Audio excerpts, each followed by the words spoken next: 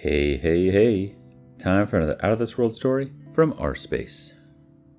I've been dealing with this frustrating nuisance for about 3 years now, with no resolution in sight. I can't start repairing my relationship if I don't know the whole story.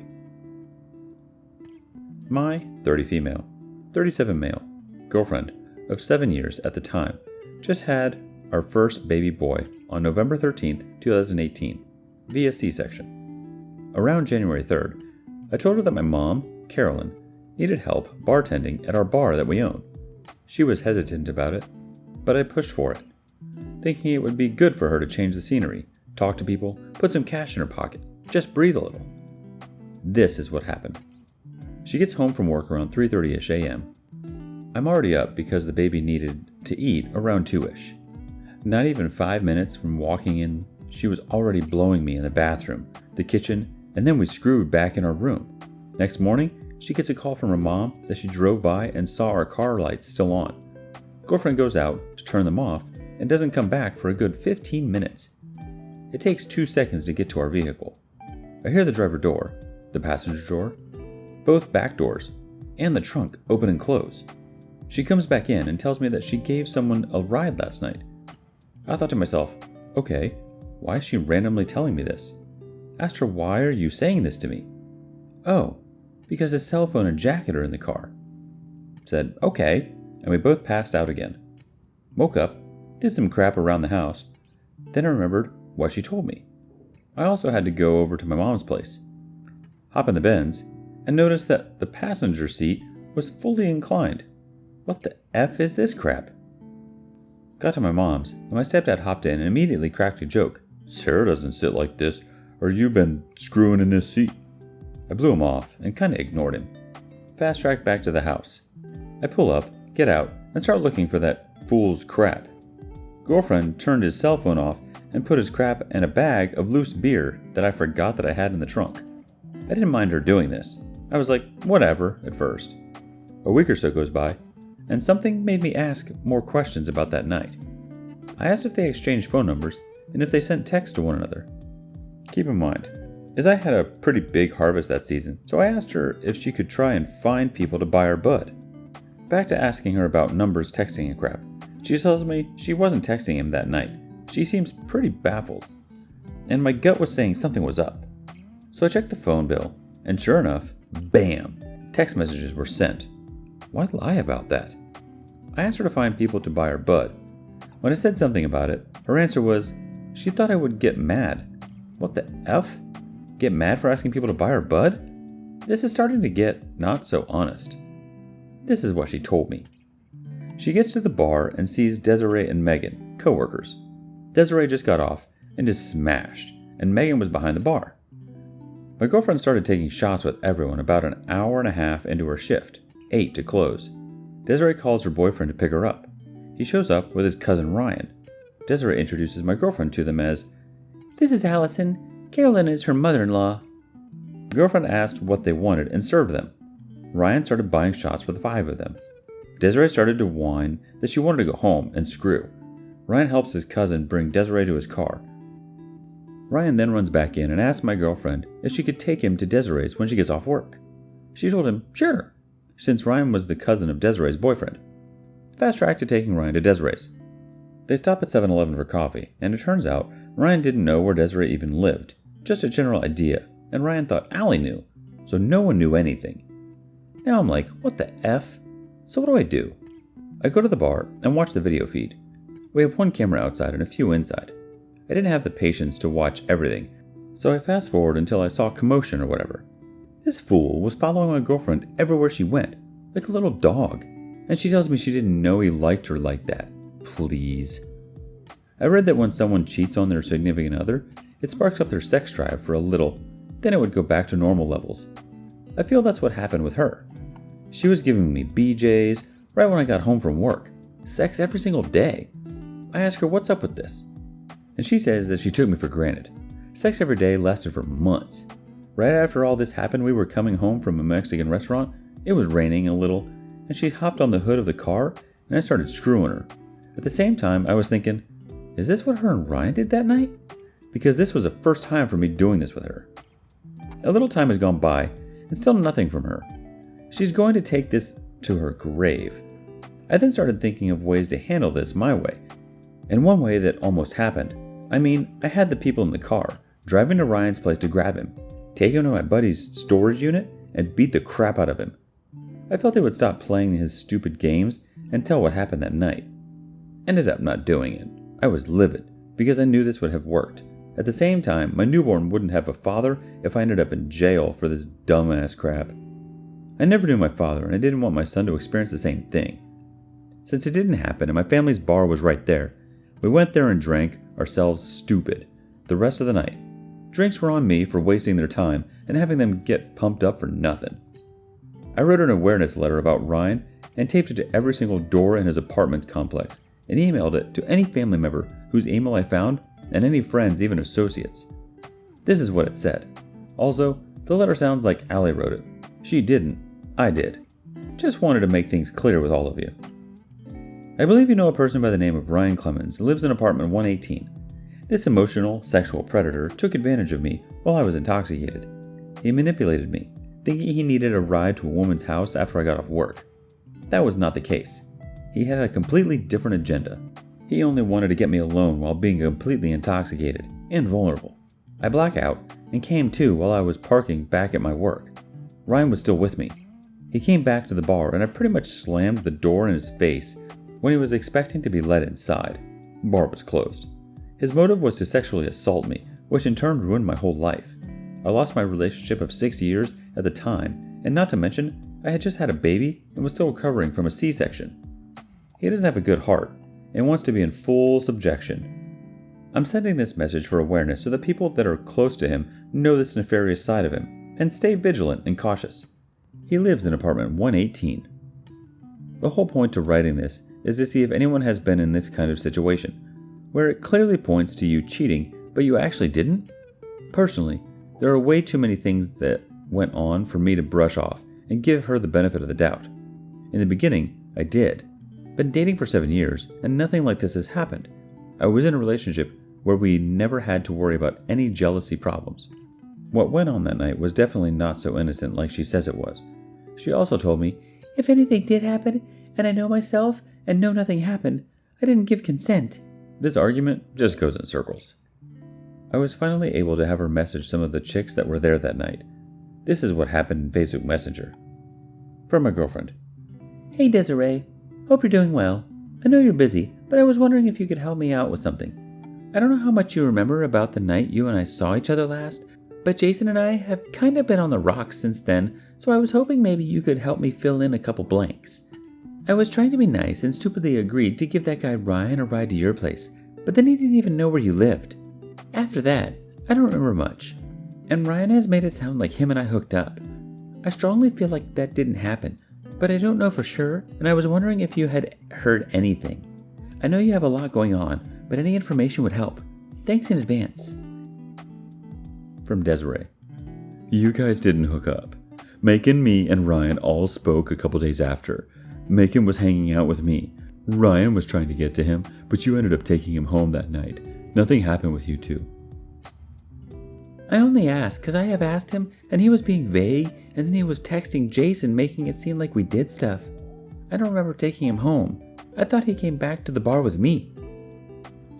From my understanding, that didn't happen. You were being nice and gave him a ride home. That's it. Thanks, Des. I appreciate the help. Hope you're doing well. You too. 4 days later, I had her write something else. Hey Des, sorry to bug you with this again, but this whole thing has really been hard for me.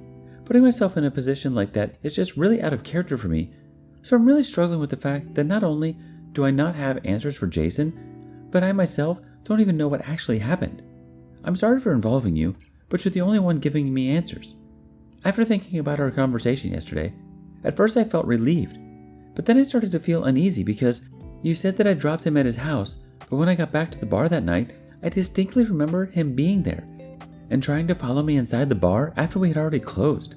I told Megan's boyfriend Cody not to let him in, and he had him go check outside to make sure he was gone before I went home. So I'm just really confused, and it's really hard on me and put a huge strain on my relationship with Jason. I'm really ashamed of myself for not only being that drunk and putting myself in that position, but also for hurting Jason. We were trying to work through this, but it's really hard when I don't have all the information, and then the information I'm getting isn't matching up with what I can remember happening.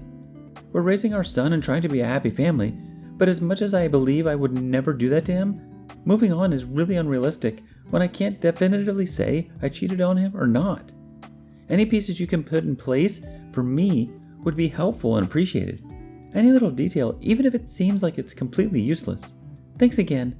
Feel free to call or text me if it's easier for you. Number. I don't know anything that happened when I left besides what was told to me. Sorry I can't be more help, but I really don't know. I wasn't there for anything after. I also asked her to write down everything that happened that night, from the time she got to the bar till the time she got home. This is what she wrote. It's pretty half-ass. She's a much better writer than this junk. I parked in the back and walked into the bar. Megan was behind the bar and Desiree was sitting at the bar talking to another customer and drinking wine. I said hi to both of them and chatted. I asked Megan a couple of questions about procedure. That took a bit while. After Megan asked if I wanted a drink, and I told her sure, I'd have whatever she was having, which was tequila. So we took a shot, and shortly after another, this time including Desiree. From then on, I'm not sure how often we were taking shots, but it seemed like every half hour. Seems like a lot, but I feel like I drank a crapload that night. Too much. I played a game of pool with Megan, and after the game was over, Desiree and I were talking about how she got a new job. Then we started talking about Dean and you and Bunny. After a while, I saw people walking into the bar, and I went behind the bar to serve them because Megan was off doing whatever. I think playing pool. The people who walked into the bar turned out to be Macon and Ryan. They said hi to Desiree, and I greeted them and asked them what they were having to drink. I don't remember what they ordered. Desiree was introducing me to Macon, and he's like, "Yeah, I've met you before." And I was like, "Yeah, you're the barbecue guy." Desiree was like, "This is Carolyn's daughter-in-law," and he said something along the lines, I remember, and asked how I was doing. I told him I was good, that we had just had a baby, and then I was showing him and Ryan pictures and asked if either of them would be interested in purchasing weed. Ryan said possibly, and I told him I would be there Thursday at the same time, and he said that he didn't go there that often, but I should give him my number so he could call me if he needs anything. That's when I went to have a cigarette, and when Desiree came too, so did Macon and Ryan. While outside, Ryan went to a white car that was parked out front and got a jacket. He offered it to me by trying to put it over my shoulders. I said something like, "Oh no, it's okay, I'm good, thank you though." And when he tried again, I responded with, "No, it's really okay." I don't remember how many times he tried, but when he kept insisting and I started to get frustrated and a little embarrassed, I just said to myself, whatever, and I left it on my shoulders, and almost immediately, I put my cigarette out and went back inside. When I went inside, I took the jacket off and draped it over the back of the chair he was sitting at. At that time, it was getting to be a bit more busy. When I was inside, I took the customers because I wanted to learn. I helped everyone unless they asked for Megan. I helped this one guy, who I guess is a regular, because every time I've worked, he's been there. So I just said hi and asked him how he was. And when he asked me the same, of course, I told him that we had a baby. He said congrats, and that was it. This one couple was older, and I talked with them for a while. I can't remember about what, only that they asked what was wrong with Megan because she never smiled and she was so mopey. They said that they were glad that they had hired a different bartender because they thought Megan was mean and not a very fun person. I told them that they were wrong about Megan. They just had to give her a chance. Desiree put music on the jukebox and she turned it up so it was loud. Like, can't hear yourself think loud. This woman came in and she was loud and obnoxious. She had long blonde hair and was dressed in men's clothes. I went to try and help her with my usual, "Hey there, what can I get you for tonight?" And she was super rude to me. She said something like, "Oh honey, don't try that crap with me. You can't come over here and act sweet and stick your boobs out." I have boobs. I don't care about boobs. That's when she lifted her shirt up and flashed her boobs. Megan called her by her name and told her to leave me alone. She got her a beer, and then the woman put some music on to play after Desiree's songs played. She complained about the music loudly. I saw Desiree get up and put more songs on, and apparently she played so the jukebox would skip her music, because the next song that came on, she started freaking out and screaming, "F you! You freaking skip my songs!" And Desiree was like, "Whatever, witch." and Megan was like trying to get her to chill out because she was really drunk. So I tried to give her money back, and she's like, F you, bitch. I want to hear my songs, and I don't want money. You're going to let that B word just change my crap? And I told her there was nothing I can do except give her the money back, and she could put them on again. And she's like, screw that, you're going to skip it. F this place, and F all you guys. And she left. By this time, Desiree was so drunk, she was falling off the bar stool and slurring her words. She was obliterated. Desiree was like crying, whining, saying that she wanted to go home and that she needed her keys. I saw Megan collecting her bag and stuff, so I went to talk to her and make sure she was okay and that she knew what was going on. I offered to take her home, and she said she was fine and that she wanted Megan to take her home. I gave her a hug and told her to feel better, and they started walking out. Ryan ran after them and then came to me and asked if I could give him a ride to Desiree's later. So I said, okay, that's fine, and then turned around and left. There's a couple of things that I'm struggling to piece into the timeline. The other person I remember was the drunk guy who walked into the bar. He was so obviously drunk. I have no idea where he came from because he walked in that drunk and he tried to order something, and I'm like, how about some water? And he goes to leave, and I'm like, dude, he's leaving. And Megan's like, go grab his keys and call him a cab. For some reason, I remember feeling bad for him for being that drunk, and I wanted to help him, and also feeling like Megan was irritated by that. I remember her handing me the phone and being like, here, call him a cab if you want. The number's right there. So I run around and I'm like, hey, hold on. And he's like wobbling and couldn't stand up. So he puts his arm around me and I'm like, hey dude, you look super shit-faced. I can't let you leave. I'm going to take your keys. And he starts getting like agitated. And I'm like, don't worry, just chill here and I'll call you a cab to get you home safe. At that point, he's like, oh, you're a beautiful angel. Thank you so much. And he kissed me on the cheek. And I was like, okay, well, you're welcome. Let me go call you a cab. And he goes to kiss me again. And I'm like, here, sit right here.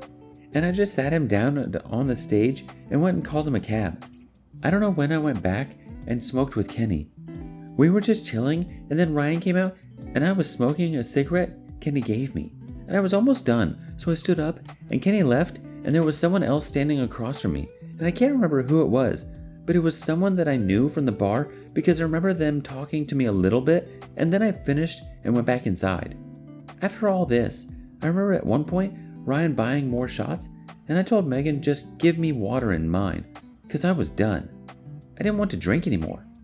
My internal clock was telling me that it was late and it was almost time to go home, and I knew I was really drunk and maybe shouldn't be driving. So I drank the shot, water, and just started drinking more water. Megan and I started closing, and I remember her giving me the money to put in the back, and she told me where to put it. I can't remember what she said to me. And then locked the door to the supply area, and then to lock the front. So when I came back from locking the front was when I got his attention and told him let's go. So he walks to the back, and I told Megan I'm going to take him to Desiree's. I'll be right back, and I'll do whatever's left.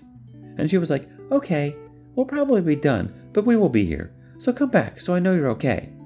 Looking back, I don't know why. I think Megan didn't really care for me, considering she seemed annoyed with me a lot, and then went out of her way to make it seem like I was all over this dude, when I know for a fact I was not. So I went out back, we walked to the car, got in. I was trying to find music to put on, and he was like, where's the seat thingy? And I was like, right there by your feet. And then we started driving, and he's like, can we stop at 7-Eleven? I'll buy you cigarettes or something, or I'll give you gas for giving me a ride. I declined, and then I was like, you know what? I definitely need some coffee and a snack or something. So we went in, I got coffee and a sugar cookie popcorn, and he paid, and I grabbed the stuff off the counter, and after it was rang up, and I walked to the car, and then we left. And I was like, okay, so where's Desiree's? And he's like, I don't know, I thought you knew. And I was like, are you serious? And then he started calling Macon and Desiree. And I was like, okay, come on, dude. And he's like, I think she lives somewhere behind here. Then I just start going to the street behind 7-Eleven, and I'm like, I'm just going to head this way because my boyfriend took her home once, and he told me that she lives on the street behind 7-Eleven. I'm like, okay, we can check here, but if you can't find it, we're going back. So we drive down the street slowly, and then turn around and I ask him, what are you looking for? how are you going to know which is hers? And he said, She drives a blue car. and I'm like, okay, well, I don't see a blue car. And he's like, Well, I didn't look in the driveway. and so at this point, I'm like, okay, this is getting stupid. And I start making a joke at his expense, like, really? Okay, let's stop at every house so you can get a good look and be sure. So at every house, I stop, even kind of short at times. And I'm like, okay, no blue car there. And when I reach the end of the street, I'm like, okay, I'm going back to the bar. And he asked if I could just pull over for a second and give him a few minutes to call back and try to call again. And I'm like, okay, but this is it. After this, I'm going back to the bar. Obviously, he doesn't get through to anyone. And I remember pulling up to Mason, whatever street the 7-Eleven is on, to turn right and go back to the bar. And the next memory after that is me starting to get out of the car behind the bar. I was walking to the back door and he's like close behind me. And I remember thinking, okay, what are you doing? Go away now. So I knocked on the door and Cody opened the back door a little to see who it was. And I'm like, hey, and slid in the door. And I shook my head and made a throat slash gesture to make it clear to him that I did not want him in there anymore. So Cody was like, Nah, dude, we're closed. and shut the door on him. I was like, thank you, and started to explain to Megan how annoyed I was and how ridiculous that was.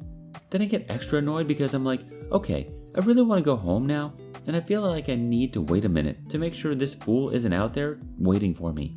So, after like 5 minutes, I'm like, okay, I need to get out of here or I'm going to fall asleep. So Cody goes and makes sure the coast is clear, and then I get in the car and I drive home. The end.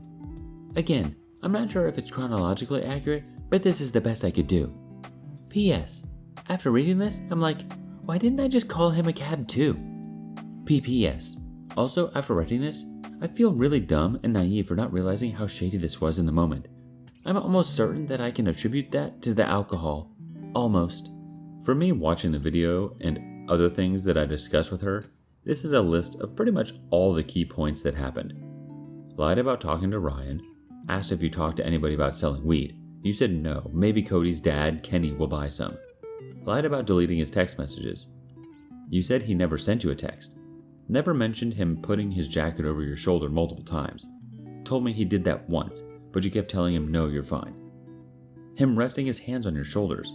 You didn't remember this. Never mentioned smoking weed with him. You didn't even tell me you got high. You putting your hand on his leg as you walk away. Getting ready to take him to Desiree's. Bar was past last call. No reason to be touching him when you can't buy any more drinks. Didn't text me back when I asked how everything's going. You had a chance when you and Ryan got into the car. Didn't mention anything to Megan about Ryan not knowing where Desiree lived. Came back to the bar from the opposite direction from Desiree's. Turns out, Ryan lived 2 blocks from the bar. Left with no jacket, but came back with his on. Why put his jacket on when you're dropping him off in 5 minutes and you could have turned on the car's heater? 15 to 20 minutes, you can't remember what happened with Ryan in the car. You never dropped him off anywhere. He came back to the bar with you. Got upset when I wanted to put his jacket in the trash. I still did. Passenger car seat was fully reclined. Left his cell phone in the car. Lied about your car ride with Ryan. Told me you gave someone a ride to Desiree's and you went straight back to the bar. Didn't tell Megan you were dropping Ryan off. You just left when Megan was in the bathroom. Why would Ryan want to be dropped off at Desiree's when he knew his cousin went with her to screw and how late it was when he lives 2 blocks from the bar? Ryan saying he had an amazing night with you. Why would he say this if you weren't really talking to him? What made it so amazing?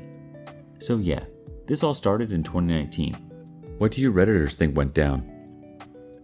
First reaction from For Real Why 65.